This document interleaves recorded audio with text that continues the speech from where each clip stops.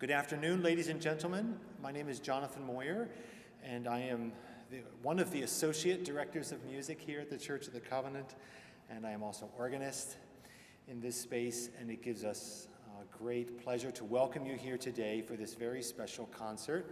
I've been looking forward to hearing Rowan for many months, and we email back and forth on occasion and check in on each other to see how music and church music is surviving in Cleveland, especially over these past few years. But we're so grateful and inspired by the amount of talent that is in this city. And it's just a great pleasure to welcome her today, and along with a really wonderful program that she's going to present on the chancel organ that resides here at the front. Z is also going to explain a few things about the pieces in the program today, so you'll get to hear about that as the program commences. If this is your first time here at the Church of the Covenant, and you would like to learn more about other events and concerts that take place here in our sanctuary, please consider filling out a visitor survey that we have on the lectern in the narthex. You can give us your email address, and we can just inform you about events that take place here. We have concerts here every Tuesday throughout most of the year, and we feature both instruments here in our sanctuary. We've recently added a small chapel organ here, so we enjoy 3 organs in this space that occasionally also have collaborative elements with them. So we call these Organ Plus concerts because we'll from time to time feature other instruments and vocalists on these concerts. On our website, you can learn more also about other larger concerts. We have a orchestra concert here coming up on March 5th. This is the Blue Water Chamber Orchestra. Will be performing here, and I will be presenting several organ concerti with them, along with some other pieces on the program. So we'd love to have you back for any of those events. Following our program today, I hope you can spend a few moments to congratulate Rowan. We can share a few words in the back before we go about our day today. I want to welcome all of those who are viewing our concert today online through our live stream. We are so delighted that you can join us for this event as well. And for those of you who are able to contribute to these concerts and to all of the events here at the Church of the Covenant, we are very grateful because they help make them possible. And without your support, we wouldn't be able to do it. So again, we welcome you here today. We welcome Rowan Draper, and without any further waiting, let us welcome her to the space.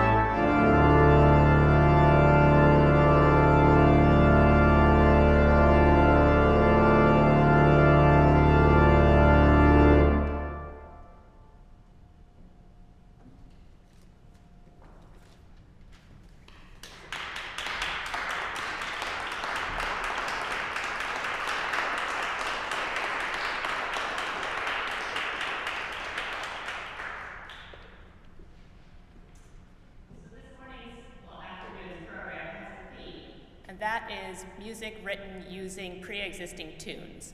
The first three pieces are going to use Lutheran Corrals. And that piece is by Felix Mendelssohn. It's one of his 6 sonatas. 3 out of his 6 sonatas use Lutheran Corrals, which is the hymn of the Lutheran Church from the Reformation times. Now, he did this not as a religious reference. He did it because he was very interested in the music of J.S. Bach and Baroque music. He was instrumental in revitalizing interest in Bach and publishing Bach's works, which had fallen quite out of favor in the early 1800s. And so he quoted the chorale not as a religious reference, but as an homage to this past repertoire of German music, which was so influential for him. Speeding ahead into the early 20th century, we have our next piece, which also quotes a chorale, Jesu meine Freude. The text of the chorale doesn't really matter. It's not the point of using it. At this time, the chorale became used in organ compositions that were incredibly ornate, very romantic, very dramatic. And there was a narrative in German society at the time that, around the turn of the century, that it had become degenerate. There were excesses in consumption, excesses in pleasure, excesses in nationalism, politics, personal. It was just too much. And there was this narrative in organ music where the chorale comes and saves the society.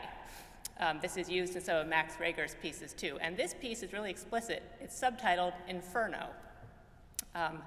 The only piece I know of called Inferno in the organ literature. And it's a really wacky piece. This is the first of 3 movements that quote this chorale. And most of it, you're going to wonder, what is happening? It's the degenerate society is happening. There's crazy sequences, there's crazy harmonies. It's up and down with different dynamics constantly. But after about 3 pages, we're going to have a long decrescendo. It's going to get quieter, and all of a sudden, on this very unique stop called the Vox Humana, the human voice, doesn't really sound like anyone I know, but it's a very unique stop designed to imitate the human voice. This chorale tune is going to come in, and all of a sudden the music is going to make a little more sense for a few measures.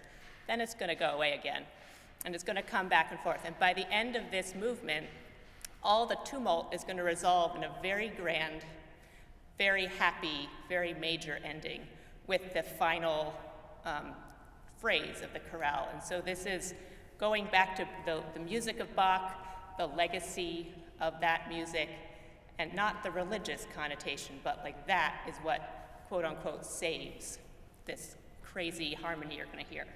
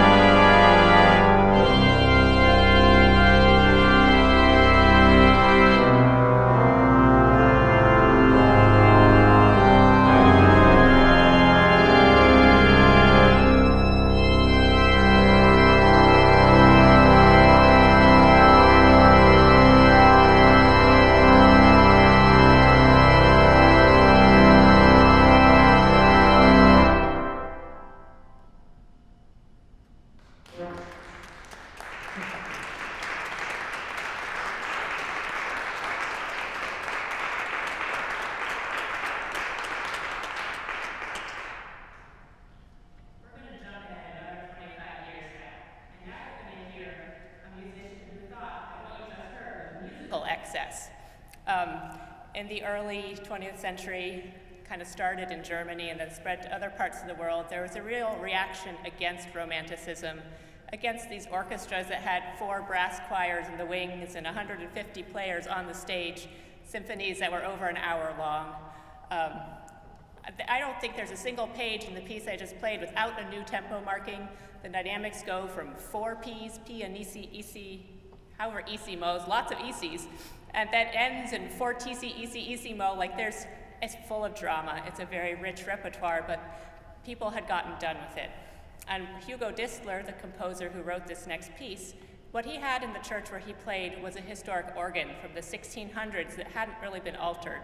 If you are in the sanctuary with me and you turn in the back, you'll see an organ that is kind of the style that he would have seen, very different looking than what we have up here.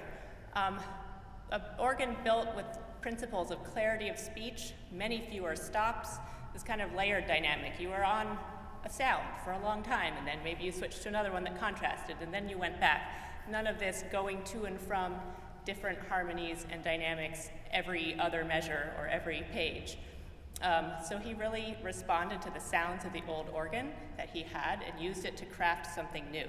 Again, with this homage to the past, he uses a Lutheran chorale, Wachet auf, ruft uns die Stimme, which happens to be an Advent chorale, but I don't think he used it for any reason having to do with Advent. I think he used it because it was in some prominent works by J.S. Bach and was one that was familiar. And so what you'll hear is a very different treatment of this organ. The organ up front here is kind of a mashup of some different styles, some of which have romantic elements and some of which have neoclassical elements. You're going to hear some of that other tone quality and really see how things changed in 25 years in Germany in terms of their approach. There's also aspects of how he composed the piece that very much reference old music. And he wrote in his preface, in really long German sentences that go on for like a whole paragraph, about his vision for this piece that I'm about to play, which was to create something new, using this old material to create something new that was not romantic, that was different, that was fresh. And you'll hear he has a very distinctive voice, both tonally and especially rhythmically, but it has these roots in the past.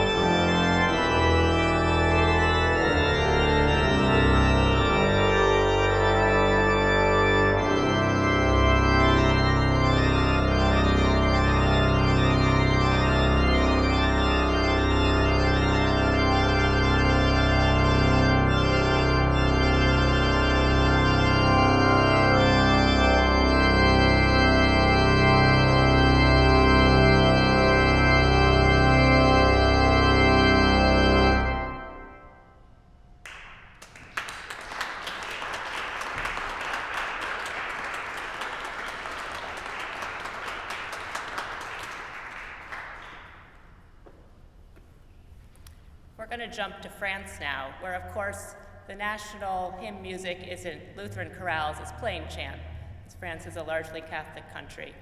And this piece is from the 1990s by the composer Terry Eskesh, and one of the most notable things about his music is the rhythm.